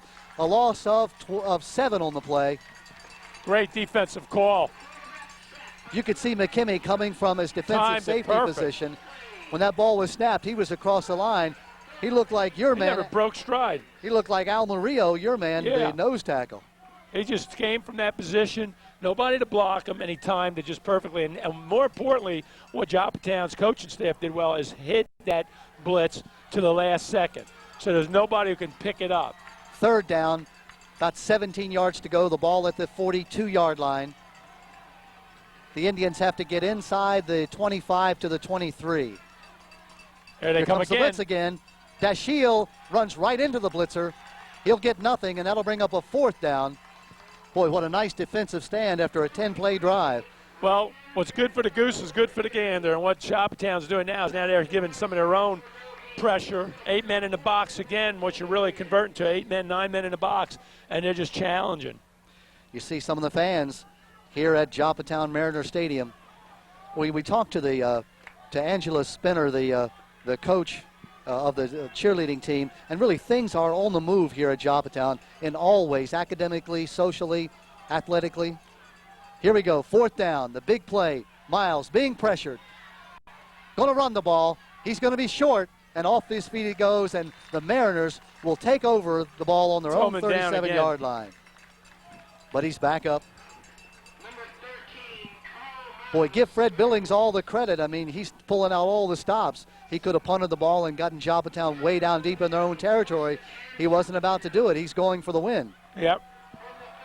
Well, he's got a lot of weapons, and he's got the ball in the right person's hand in Miles. I mean, he's just an outstanding athlete, both running the ball. What he did there, he basically should have been tackled about 15 yards further back. But, again, he's such a big target to try to hit. 26 seconds left unofficially on the clock here in the 3rd period. 7-0, the Mariners leading. Inside handoff. That's Goffigan holding on to that football.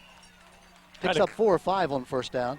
The question is, what do you want to do here? You want to sit on the lead, or you want to keep going after offense? I mean, your Joppatown, you want to be somewhat cautious, but you got to still run your offense. That's the first time I've seen them on a 1st down run a straight dive up the middle. Dallas Talley looking for the play, but the time will run out, and that will bring us to the 4th period. And now we have 12 minutes of football left for Joppatown's effort to get to the 2nd round of the playoffs. It's kind of weird this year, Don, because typically the championship games are played Thanksgiving Day, but this year, apparently, because of the way the holiday falls, it's going to be the week after Thanksgiving. Of course, as we told you, the 8 teams that are in the Region 2 are actually the 2A playoffs. Hereford is number 1, the powerful team from Baltimore County. Joppatown is seated 2nd. Glen Elg is seated third, I should say. Potomac seated 4th. City 5th. Middletown is 6th. Wicomico 7. Eastern Tech is 8. Hereford will play Eastern Tech tomorrow. Joppatown you're watching tonight against Wicomico. Number 3, Glen Elg playing number 6, Middletown tomorrow. And number 4 playing number 5, City. And again, the winner of this game will play the winner of that Glen Elg versus Middletown game. If Joppatown wins, it'll be right back here again next Friday night in Joppatown. That'd be something. Here come the Mariners now, taking over 1st down and 10 after stopping Wicomico on downs. This is Goffigan. Got a block. Hanging onto that football. Bring up a 3rd down. Clock continues running. Well, this is what you want to do right now. Your biggest charge if you're Joppa Town is hold on to the ball, move the ball, eat up the clock. We're in the fourth quarter. We got a flag, and that's what you don't want. You don't want to start getting yourself back into dangerous territory, taking away your play series.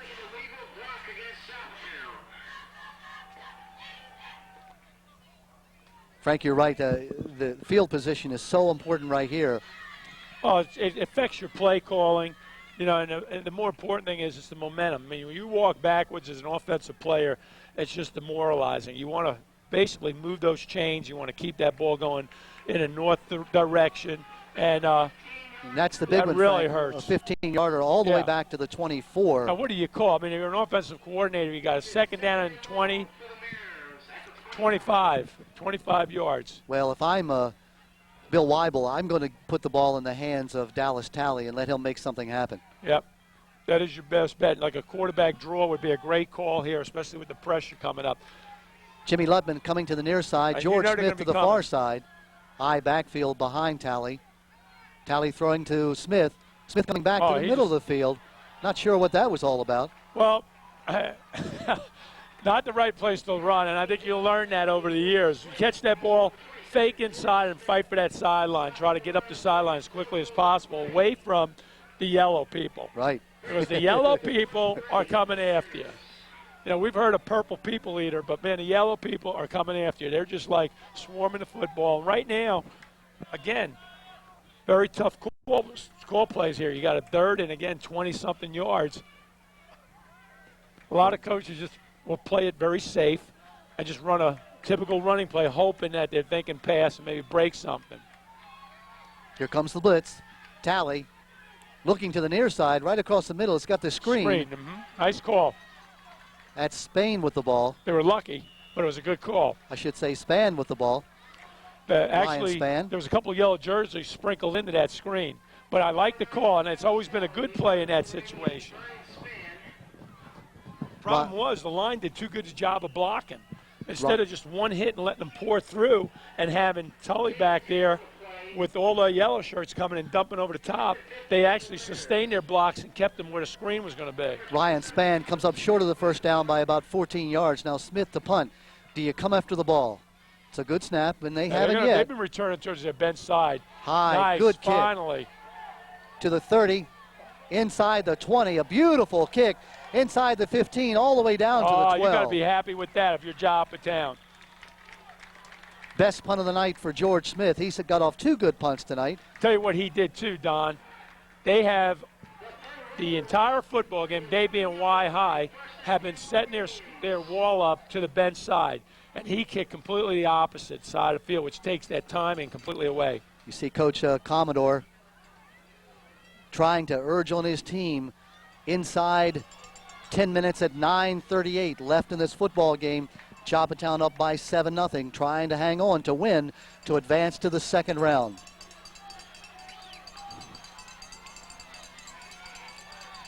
Here comes the blitz again, number McKemy. 10. Miles will keep the ball. He'll be hit and taken off his feet. McKemy, who blitzed through, stayed on his feet and made the tackle. Well, that's really gambling right there. I guess he feels pretty comfortable that they won't throw the ball that deep in the territory. And, again, the pressure adds to them not being able to throw the ball successfully. But that's a big gamble bringing McKemy.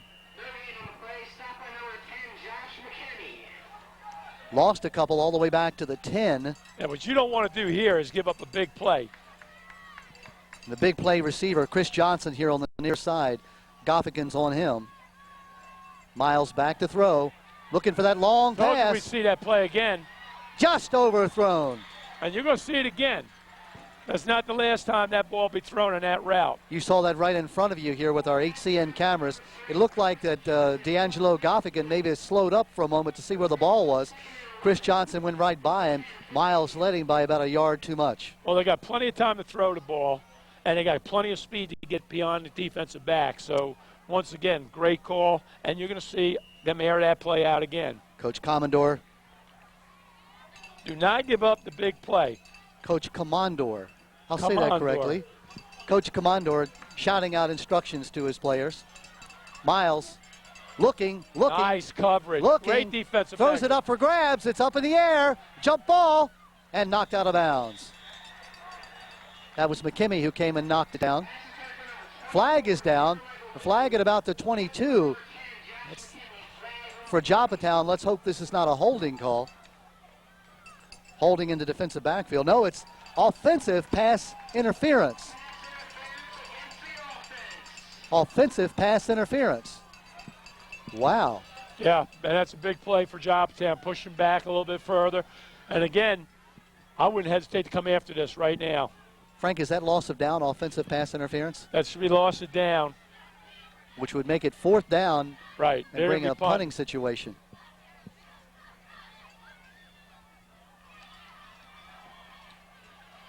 Here we go. Once again, Joppatowne has 2 back to receive the ball. In to punt the ball away is Burkhart. So you couldn't be in any better position than Joppatowne is right now. They're going to get good field position again, and they got a chance for a bad snap and a little pressure. He gets it off. It's a low right kick. At him. Should be a good return Goffigan will here. take it at the 42. No. Yep, the flag. No flag there.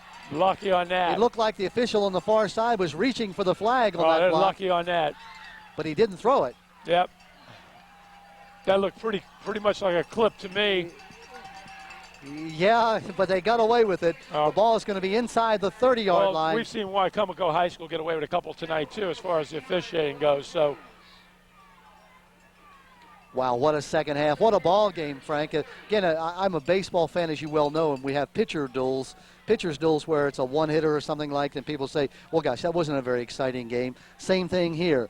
Only 1 touchdown, but it's been exciting. Right. You got power eye. You got one-on-one coverage out to the Goffigan going right up the middle, tackled after it picks up a couple of yards by Sidney Fitzcoy.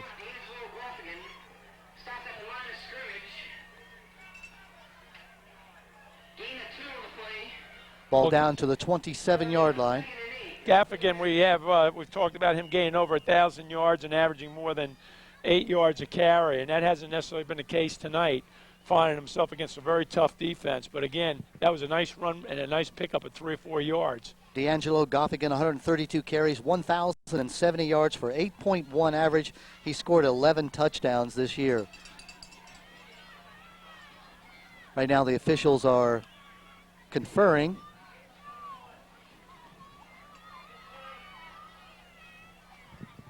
Dave Pulaski comes over and moves the clock down and runs it down to 8:19, 8:18 as you see it counting down. If you're a Mariner fan, you're saying clock just keep right on running. Yes.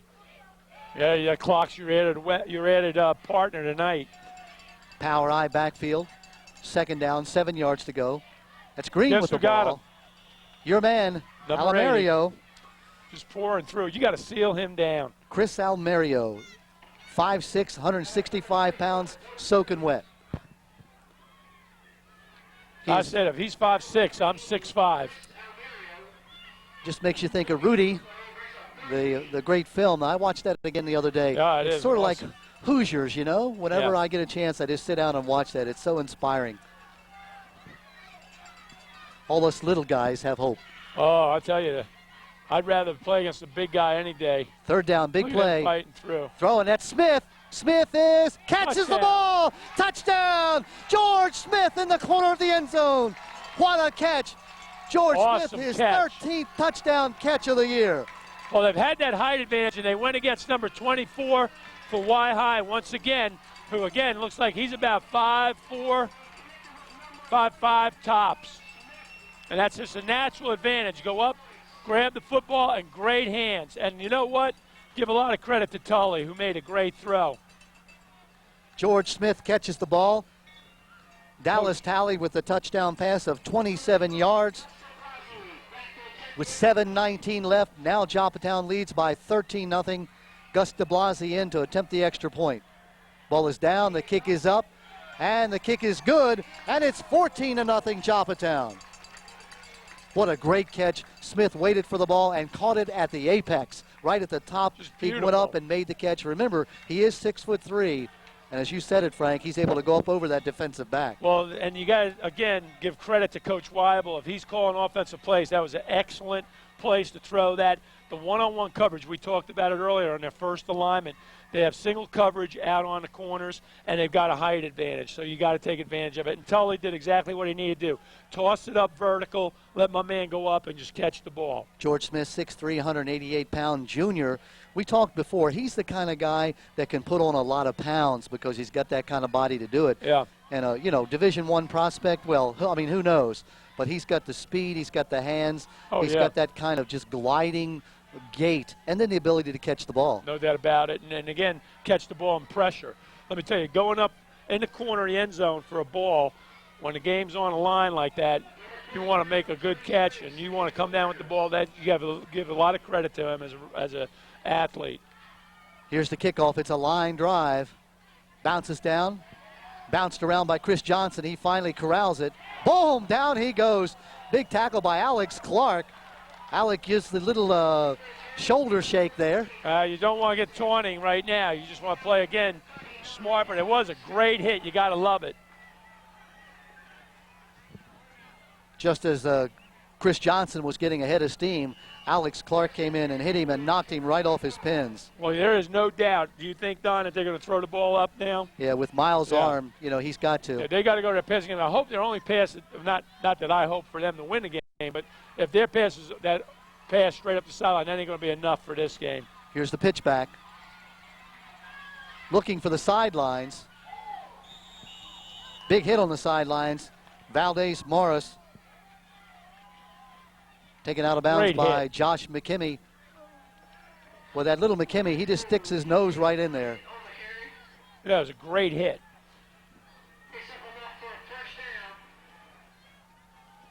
And that was just a toss sweep. And you're going to see Wicomico again open up a little bit.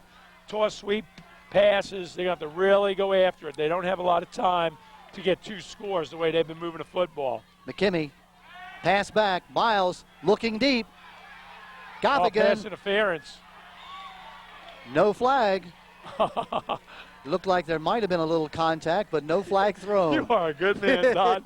I like the way you said a little contact. Oh, incidental contact, incidental. Frank. I like that word. That was good. We talked to Coach Greg Commandor before the ball game, and he said, it's really great because tonight you can root for us because all year long, of course, you are very impartial. We're because objective. You're rooting for both teams. Yeah. But tonight we're homers. Yeah, we're rooting for Joppatowne. I saw no contact at all, Frank. No, I didn't either, Don. But more importantly, that play, that toss back, I told you they're going to open up, but it looks like they have in their offensive playbook one pass, and that's the bomb. Yeah. I mean, if they had any type of waggle where you run the backs through and overload the flats, they could march the ball down the field with the arm that this young man Miles has. Here comes blitz McKemy. Again. He gets picked up this time. Pitch back is to Morris. He's going to be hemmed in around that right side of the defensive line. Name your tackler over there, especially number 68, Chris Robinson.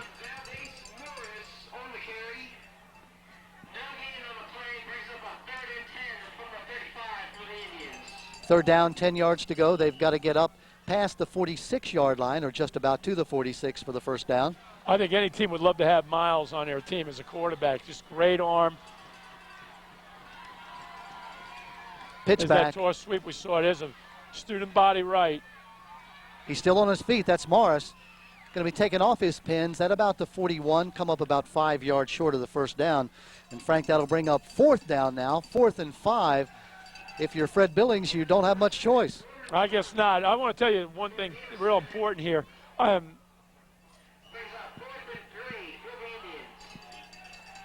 let's see this play go through. 4th down 3. Here's the ball game right here. 14-0. They're already down with time running out. Back to throw. Running for the first down. He's got it. Up past midfield, and the whistle blows, and the Mariners showing good sportsmanship. I'll tell you, that's a great football player, number 13. The point I was going to make is Joppatowne's done a great job all night of tackling. This is the best tackling I've seen in a high school football game for a long time. And number 13 can take this game over. That first down's real big, and if they get a quick score here, they're still in this football game. Carl Miles, the quarterback, who's the young man that Wicomico is resting all their hopes on. 5 minutes and 18 seconds left in this game. Busted play. Tillman trying to get Miles down, can't get him down. Miles still on his feet. Finally, George Smith, along with a host of his other friends, Jeff Bates. If they ever put quarterback sweep in, forget toss sweep, just quarterback sweep. I let him run the ball, run the ball, run the ball. One thing, if Wicomico's guilty of anything tonight, they haven't had the ball in his hands enough tonight. When you saw Tillman, that ankle bothering him, Phil just couldn't make the cut to be able to pull Miles down. Picks up 5, 2nd down and 5. The ball inside the 50 at the 44 of Joppa Town. Fumble, he picks the ball up though. Clark jumps on top of him. Yeah, he made a nice play there again, just to make something out of a broken play, not have a turnover. But thing with a player like that, when you play against him, most players are not used to that target. It's such an extended target. There's a big down right here again, Don. 3rd down and about 6 yards to go. They've got to get to the 38, do the Indians. Inside 3 minutes left in this football game. Back to throw, over the middle, has his man, I should say to the sideline, still on his feet. That's Jermichael Mitchell. He's going to pick up the 1st down. Mitchell looks like he's hurt.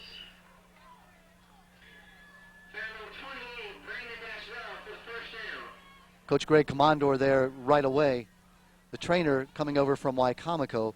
Mitchell is down in some pain. Does have the 1st down, but right now the important thing is the condition of Jermichael Mitchell. You saw his teammates right away calling for the trainer. As his leg, his left leg, knee, definitely a knee. 8-play drive began back on the 25-yard line. It's a 1st down and 10, the ball at the 34 of the Mariners. Joppatowne leading by 14-0. 3:59 left in this football game. No score in the first half. The Joppatowne Mariners came out 2 touchdown passes. The first one is tallied to Span, I should say. That was a 7-0 as the de Blasi added the extra point and made it 7-0. Then in the 4th period, it was a 27-yard touchdown pass from Talley to George Smith with de Blasi adding the extra point, and that's the 14-0 score we have right now. Joppatowne High School is the scene, and there's good news to see Jermichael Mitchell up on his feet and walking off the field. In fact, he wants to go back to his huddle, but I think they're going to have him go off the field for one play at least.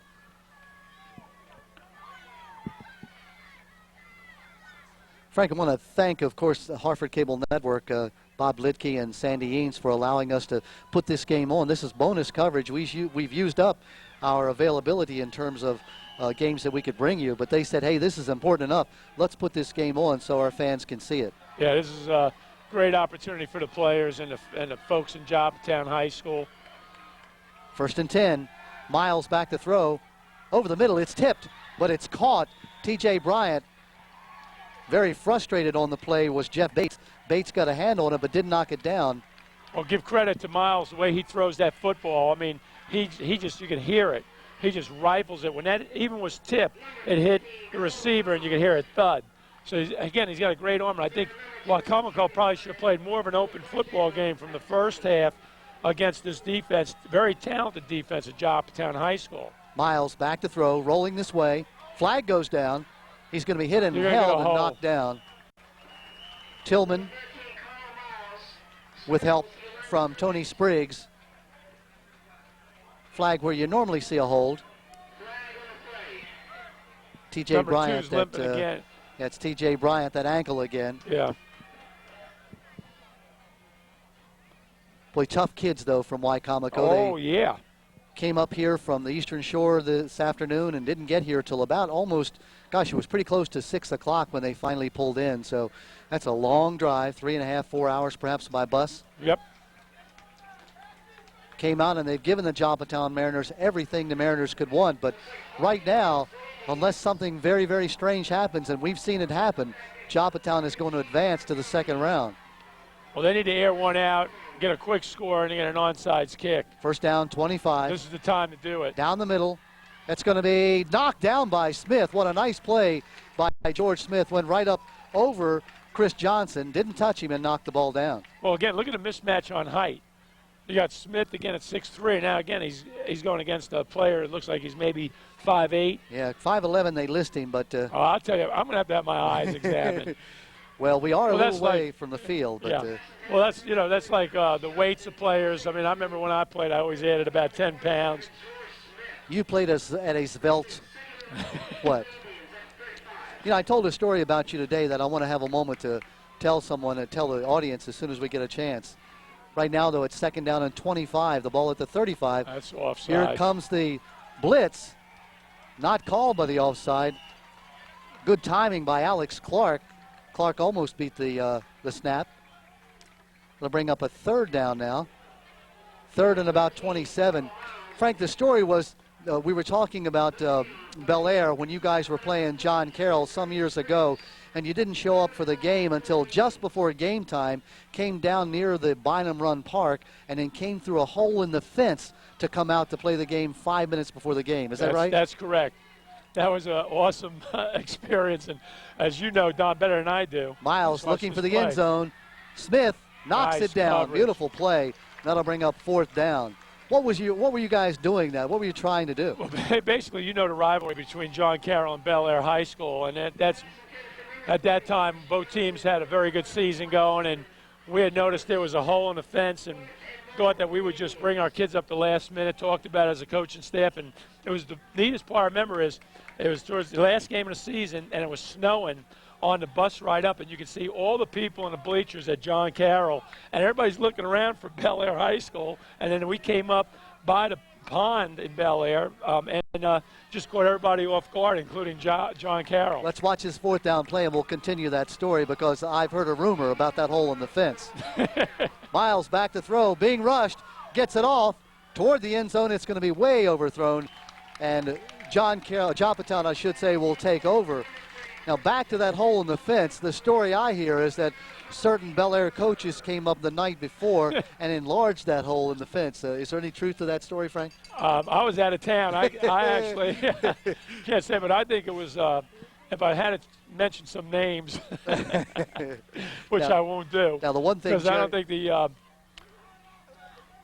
statute of limitations. I think it's run out. Has it? The other thing is that Jerry Gray, the late great John Carroll coach, then took his players off the field, took them back in the locker room, and I think they got a 15-yard penalty because they weren't ready to kick the ball. I don't know who won the game, but I just do remember that play. We did.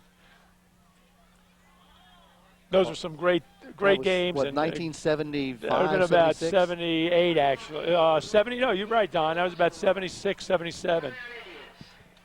Joppatowne with the football, leading by 14-0. Clock winding down. 2 minutes and 12 seconds showing on the clock. Frank, it's just been a wonderful game, and the Mariners tested as much as they could be tested. But again, we talked before the ball game about character and the fact that this team, if something separates it from other teams I've seen, there are great guys on this bench who, when the going gets tough, they get tough. Yeah, they have a lot of confidence in themselves. There's a good chemistry. And as many of the fans told me, if this is the year Joppatowne's going to, if Joppatowne will do something, this is the year to do it. This is a perfect blend of seniors and talent. So, this is a great season for them. There's nothing down the road that can ever take anything away or tarnish what they've done this year. But this is a great game tonight, and they've got a couple more left. Dallas Talley keeps the football. Clock continuing to run. And I want to reiterate what I said earlier. This is not a Joppatowne team. It is really a Harford County team playing in these playoffs. That's why you see so many coaches here tonight. You can see Dave Pulaski laughing with Dallas Talley. This young man has more personality. I saw him in the hall yesterday. I was down at Joppatowne doing a segment of Your Public Schools, and he said, hey, you're going to come see us tomorrow night? And I said, yeah, we'll be there. And just a fine young man, kind of guy that you'd like to have as a son. Yep, he's a great kid, and there's a lot of them, as you said, sprinkled on this team. And more importantly, Don, this tonight and future games down the road will stay with these kids forever. I'm having had an opportunity to coach 3 state championship teams when I was in lacrosse. Those players come back, and they just talk about it. it stays with them, as you know, the rest of their lives. You heard the announcement here. They were looking, they were hoping to get some of the players from that 1975 state championship team that Tom Marin coached back there, 26 years ago. Yep. And I remember listening to that game on the radio. That game was on a radio. I was working on a weekend, and we listened to it. We enjoyed it. It was great. Gaffigan, he may have the first down, and if so, that could just about ice this game. The young man, I believe his name was Clinton Stanley or something like that. Clifton Anthony was the running back's name. He came from somewhere out of the area and just moved in as a transfer student, and Tom Marin said it was like the greatest gift he'd ever been given. Young man was about 5'8" and weighed probably close to 200 pounds. Just a tremendous running back. Well, that's, coming up the road, I was thinking about this, and what separates a state championship team from others is just to have 3 or 4 Division I level players. You don't need Division I across the board, but if you have 3 or 4 and you sprinkle them with the right chemistry and a good attitude, you're going to have a great year. And that's where Joppa Town this year, I think they have those 3 or 4 just outstanding Division I level players, and then just a great chemistry. And the thing that stands out the most to me, having watched Joppa Town over all the years I've been in Harford County, they don't self-destruct. They've always had good athletes. They've always had good teams. But if they've lacked anything, it's been self-discipline on the field. And that is not the case tonight. They have, in this whole season, they have not had many penalties, not had turnovers. They don't go off sides. They just consistently play football, and they play the same way every game. Frank, it's an excellent point. 8 turnovers the entire season. Now, it looks like, let's see if that is the end of the game. They're saying timeout for Wicomico. Oh, that's just wasting. You just give it up. The fans seem to think the game's over, but the officials are saying, no, there's one more timeout left. Fred Billings, the coach for the Wicomico Indians, what a fine gentleman, came up here late, granted us an interview. He had to be with his team, but he stayed with me for about 3 or 4 minutes to do the interview, and was a very gracious young man, and had nothing but good things to say about the character and about the kids and about the coaching staff here at Joppa Town. Speaking of the coaching staff, there he is, Greg Commandor. I tell the story that we started doing these games about 7 years ago, just the time that Greg took over here at Joppa Town. He endured some terribly tough seasons, 1-9, and the idea was, well, is he the man? Can he turn this program around? Mm-hmm. He never lost confidence. He just kept working with his team, and now you see the results. Right, and besides coach, you got to look at his assistant staff. And there they are. Got a great group of guys around them, really together on what they're doing. Bill Weibel, John Horgan, Earl Murray, Alex Shipley, and Ryan Arist.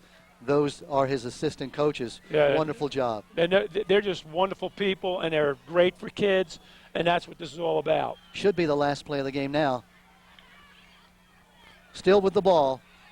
Still running, and down he goes. Dallas Talley says that'll use up the time. Dallas is a tough young man, too. He's listed at 5'9", 165 pounds, and he may be that.